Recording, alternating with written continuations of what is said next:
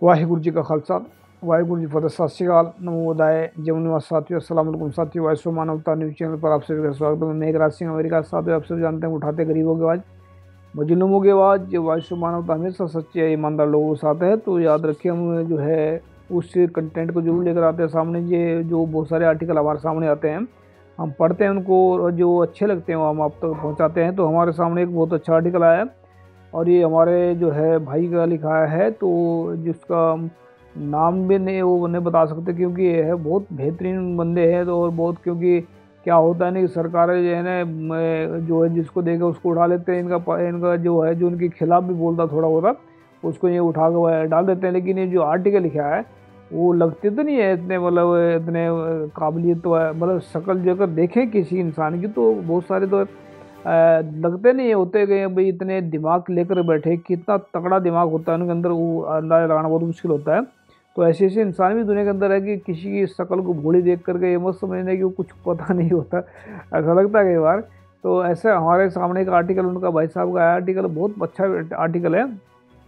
तो हम जो हालात चल रहे हैं ना आजकल, जो चैनल बंद करा रहे हैं, जो डरे हुए लोग हैं, इधर मोदी योगी बहुत सारे। भी एक लड़की थी, क्या नाम उसका, इधर से किसी ने गाना गा दिया, बिहार की थी, नेहा सिंह राठौर। उसने तो ये लोग जो है ना उसके पीछे पड़े, दिन रात उसके पीछे पड़े हैं, उसको मतलब ट्रोल कर रहे हैं। तो ऐसे मतलब सुस्ती आदमी, ऐसे मतलब नेहत आदमी जो एक एक लड़की की बात को भी नहीं सहन कर पाए। मतलब जब आदमी अंदर से भरा हो ना गलतियों से, तो आदमी एक गलती अगर कोई उसकी बुराई कर देना तो वो बुराई, मतलब क्या कहते हैं ना, जब आदमी जैसे पानी, अगर पानी अंदर भरा हो आदमी के और फिर एक घूंट भी पानी पिए तो आदमी नहीं पी सकता। तो क्योंकि अंदर भरा, पहले जब अंदर प्यासा हो पानी तभी पी सकता है। जब गाड़ी में भरी हो ना अंदर, तो एक भी हजम करनी मुश्किल होती है इनको। तो इनके अंदर इतनी मतलब भरक क्या है के अंदर, बुराइयाँ भरी है, तो कोई भी इनको बुराई पसंद नहीं आती है। तो लड़की ने गाना गा, अभी इन्होंने हूर गाने इसके पीछे गाड़े। ऐसे यूपी का एक गुंडा है योगी नाथ, ये योगी क्या गधा एक नंबर का है। तो इसमें मतलब क्या है कि इसकी वो मतलब लड़कियां भी उसके गाने के बदले गाने गा रही हैं। जैसे मतलब जो लड़की जो गाना गा रही है, तो उसके उधर से भी उन्होंने यूपी से भी 2-3 लड़कियां खड़ी कर दी हैं, गाना उसके उसके पलट में गा रही है। तो ये लड़कियां ये कर क्या चल रही हैं, इसमें पता नहीं है कि यूपी के अंदर कितने बलात्कार चले हैं, कितने काम खराब हुए हैं, और कितना चल रहा है, गुंडागर्दी चल रही है। तो ऐसे झूठ बोल करके कहाँ जाएंगे आप लोग। तो झूठ बोले, अगर झूठ बोल रहे हो तो झूठ का ये सजा आप लोगों को भुगतनी पड़ेगी इसकी। क्योंकि जो आप लोग इनको सारे गुंडों को बैठाएंगे वहाँ पर इसमें इसमें सरकार में, तो गुंडे फिर वही काम कर रहे हैं जो गुंडागर्दी करें।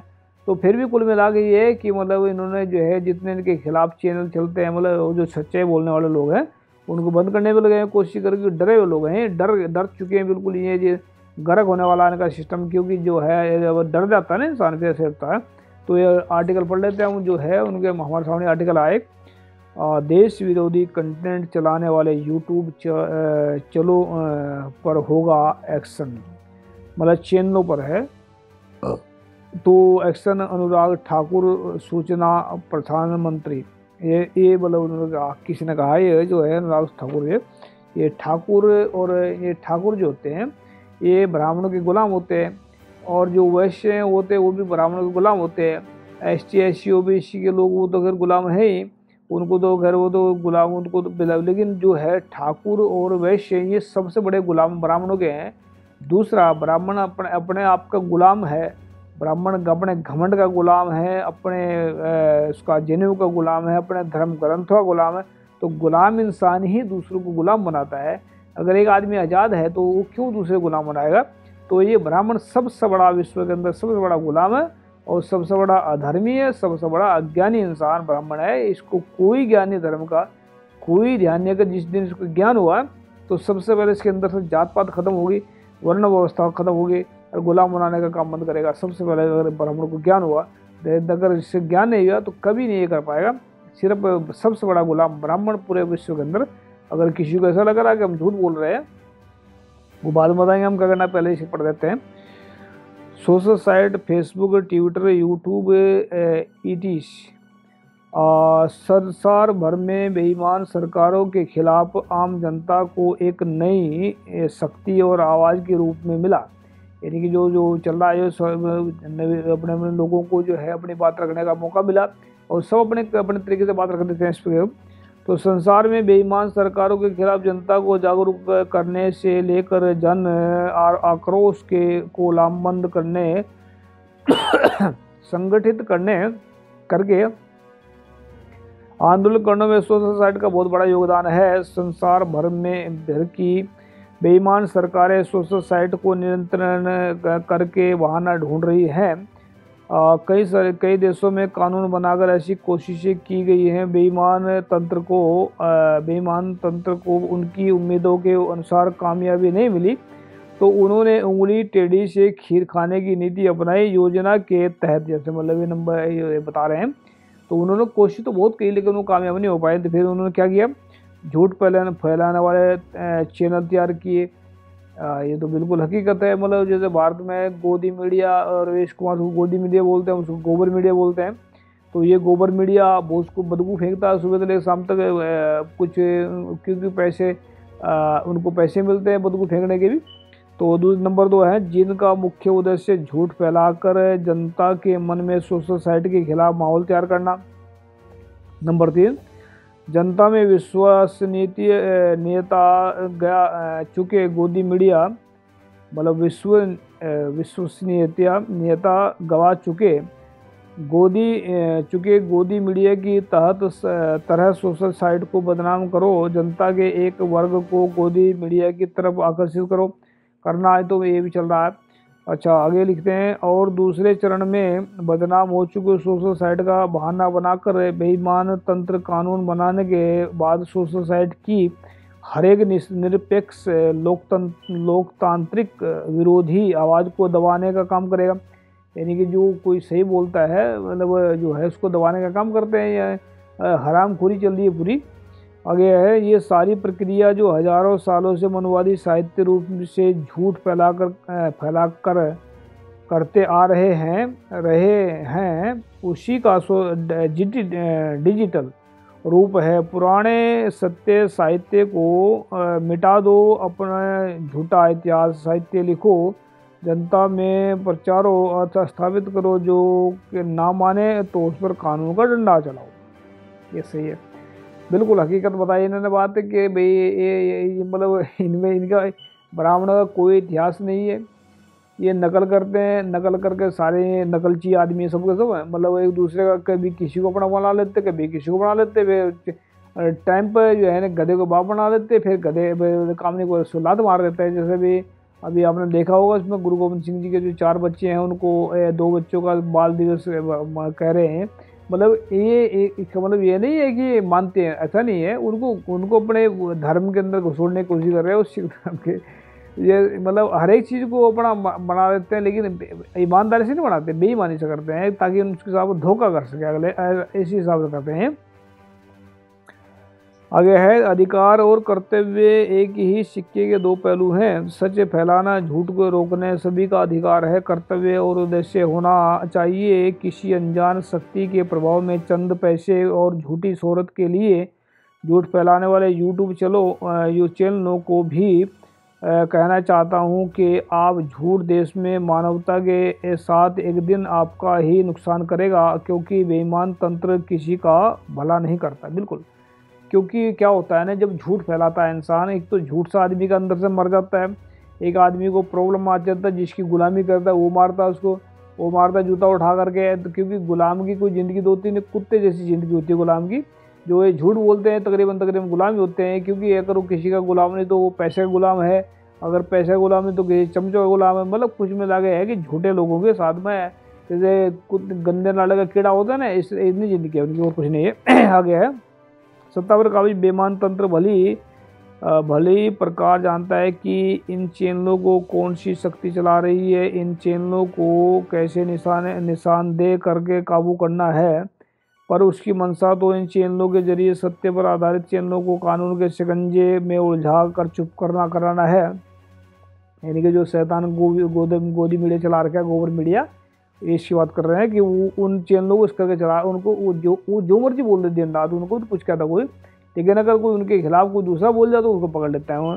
तो फिर आगे क्या है पर उनकी मंशा तो वैसे ही जैसे आम दंगों के दौरान देखा जाता है कि एक पक्ष को भड़काकर हमला कराया जाता है और दूसरा पक्ष जो आत्मरक्षा रक्षा कर रहा होता है उसको कानून के दायरे में उलझा दिया जाता है। एक पक्ष की हिंसक कार्रवाइयों पर प्रशासन मीडिया कानून आंखें वो मूंद लेता है और दूसरे पक्ष को आत्मरक्षा पर कर रहा होता है उसे मीडिया का कैमरा, प्रशासन का डंडा और कानून का शिकंजा संगठित और योजनाबद्ध तरीके से उलझा देता है। बिल्कुल, मतलब जो सही काम करते हैं, जिनको एक तो दंगे कराने वाले तो ये हरामखोर जो करते हैं इनको तो मीडिया भी कुछ नहीं कहती, जो अपनी रक्षा कर रहा है उनको कहते हैं ये हथियार उठा लेना।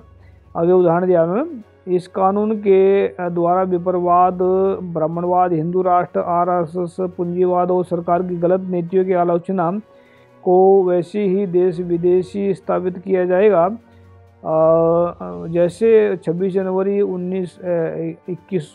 2021 में लाल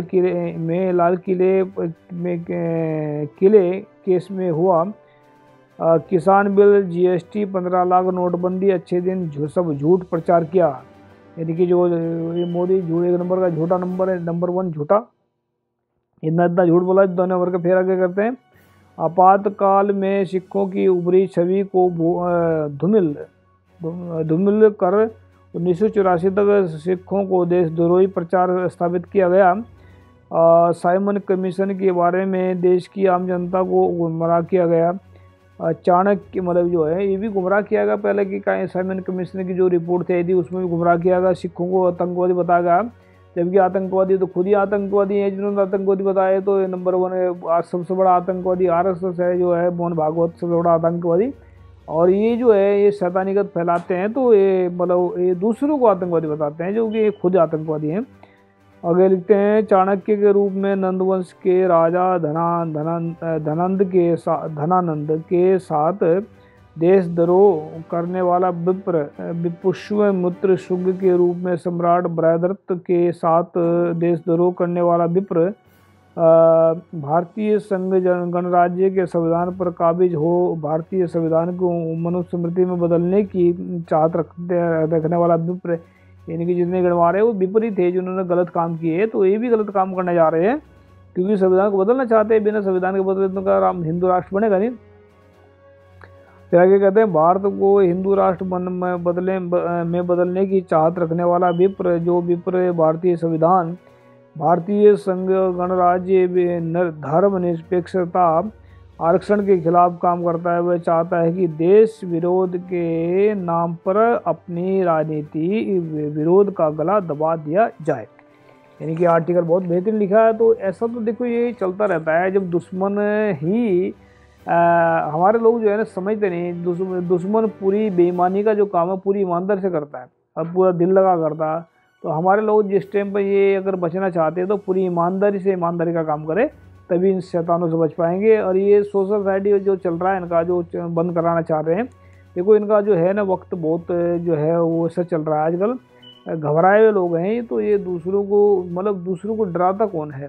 दूसरों को वही डराता है जो खुद डरा होता है, दूसरों को वही मारता है जो खुद इससे डरा हुआ होता है। तो ये जो लोग डरे हुए लोग हैं, तो ये चैनल बंद करवा रहे हैं, बहुत कुछ करवाना चाह रहे, करवाने दो उनको। एक दिन ये जो खुद नफरत की आग लगा रहे हैं उसमें खुद ओम स्वाहा हो जाएगा इनका, तो जो स्वाहा हो जाएगा, तो ऐसा लग रहा है मेरे को। तो ये भाई साहब आर्टिकल लिखने के लिए आपका स्पेशल धन्यवाद, जिन्हें चैनल बंद करवा रहे हैं। तो चलता रहेगा ऐसे ही। तो ये जब तक दुश्मन है, जब तक मनवाद के हाथ में पावर है, तब तक ऐसे चलता रहेगा। जब तक इस हाथ से पावर छीन ली जाएगी इस शास्त्र की, तब तक बाजी नहीं आना है। और फिर जो है ना फिर तो बाद की बात है क्या होना। अगर किसी को हमने बोला था पहले कि ब्राह्मण अधर्मी है, वो उसको कोई धर्म का ज्ञान नहीं है, कुछ भी उसको किसी प्रकार का कोई ज्ञान नहीं है। अगर ब्राह्मण है ये समझता है कि जात पात को भी मान के, वर्ण व्यवस्था को मान के भी धर्मी मानता अपने आप को, तो हम धर्म के मसले पर उससे डिबेट करना चाहते हैं। अगर हिम्मत है तो डिबेट करने आ जाए। हारना और हराना हमारा मकसद नहीं है, और ज्ञान सीखना और सिखाना है। अगर कोई हमें हराना चाहता है, खुद हारना चाहता तो भी आ जाए।